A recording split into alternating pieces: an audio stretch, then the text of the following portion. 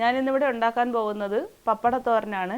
എൻ്റെ അച്ഛൻ ഒരു പാചകക്കാരനാണ്. 10-30 വർഷം കൊണ്ട് പാചകമാണ്.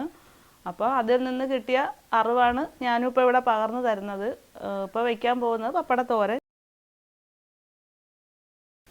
പപ്പടം, ഉഴുന്നുപരിപ്പ്, വറ്റൽമുളക്, മഞ്ഞൾപ്പൊടി, പച്ചമുളക്, ജീരകം, മുളക് പൊടി, വെളുത്തുള്ളി, കടുക്, ലേശം ഉപ്പ്, തേങ്ങ, ഒരു മുറി തേങ്ങയുണ്ട്. പപ്പടം ഞാനിവിടെ പൊരിച്ച് വെച്ചിട്ടുണ്ട്. ഇത് നന്നായിട്ട് പൊടിക്കണം.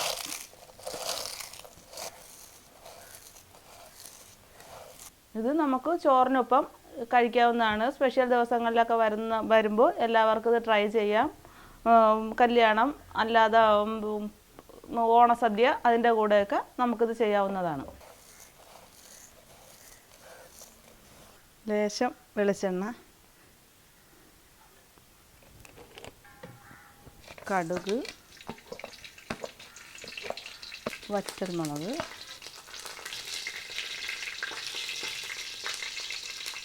ഉഴുന്നുപരിപ്പ്.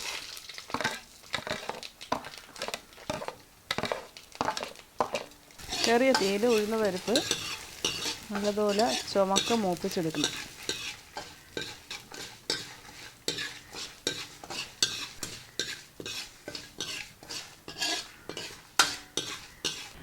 തോരത്തിനുള്ള തേങ്ങ, പച്ചമുളക്, ജീരകം, വെളുത്തുള്ളി, മഞ്ഞൾപ്പൊടി ഇതെല്ലാം കൂടി നമുക്കൊന്ന് മിക്സിയിൽ അടിച്ചെടുക്കാം.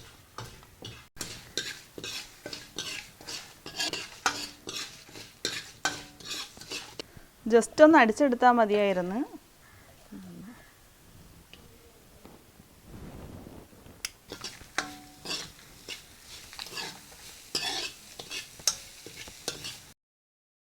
കാൽ ടീസ്പൂൺ മുളക് പൊടി, ഇങ്ങനെ കളറൊന്ന് മാറി കിട്ടാൻ വേണ്ടിയിട്ട്.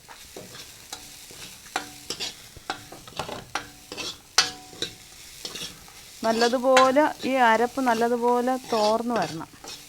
കറിവേപ്പില,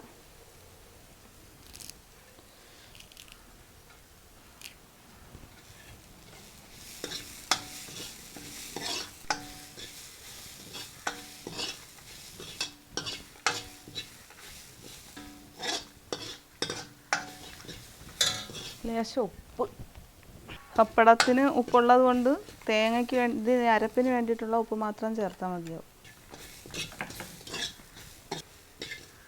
കളർ കൊണ്ട് ലേശം മുളക് പൊടിയും കൂടി, ലേശം മുളക് പൊടി.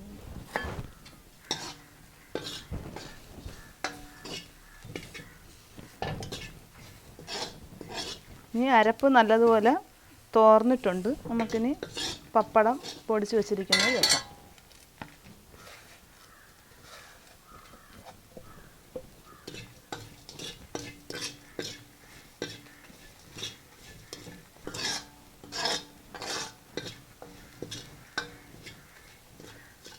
ഞാൻ എന്ത് ചെയ്തിരുന്നാലും അടുപ്പിന് കൊടുത്തിട്ടേ ഉപ്പ് നോക്കാറുള്ളൂ. അപ്പം അതുപോലെ ഞാൻ അടുപ്പിന് കൊടുക്കുന്നു. അതൊരു രീതിയായിപ്പോൾ, അതൊരു ദൈവീകമാണ് അങ്ങനെ കൊടുക്കുന്നത്. ഇത് ഈ പപ്പടത്തോരൻ ഞാൻ വേറൊരു കല്യാണ സദ്യയ്ക്കും പോയിട്ട് കണ്ടിട്ടില്ല. പക്ഷേ എൻ്റെ അച്ഛൻ കല്യാണത്തിന് പപ്പടത്തോരമാണ് തോരനായിട്ട് വയ്ക്കുന്നെങ്കിൽ പപ്പടത്തോരനാണ് പ്രധാനം.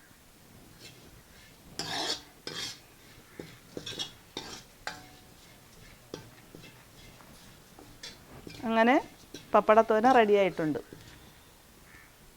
മറ്റുള്ള തോരത്തിനെ കണക്ക് ഇത് പെട്ടെന്ന് ചീത്തയായി പോകത്തില്ല. എത്ര ദിവസം വേണമെങ്കിലും നമുക്കിത് വച്ച് ഉപയോഗിക്കാൻ പറ്റും. പെട്ടെന്ന് കേടാവത്തില്ല.